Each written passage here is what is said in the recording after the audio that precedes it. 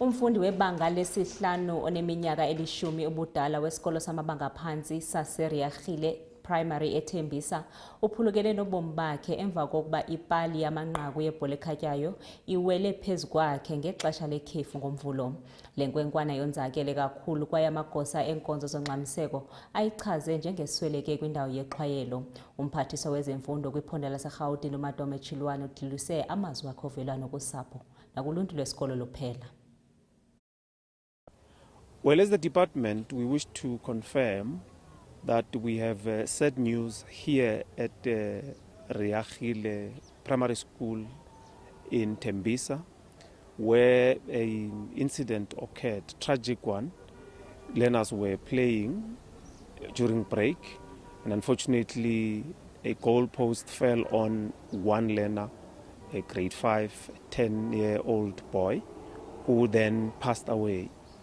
The emergency services were called, they tried to resuscitate, and we are informed that they came within 20 minutes. So, and they tried, but the child then passed on.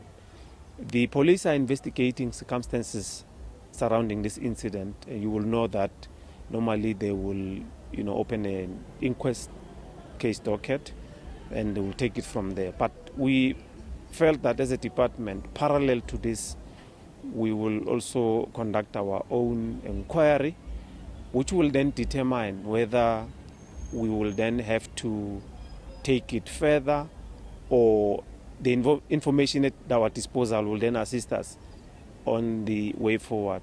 Looking at the supervision, who saw what, who was responsible for what, all those elements, the internal inquiry should assist us with that. We have offered the psycho support to the family.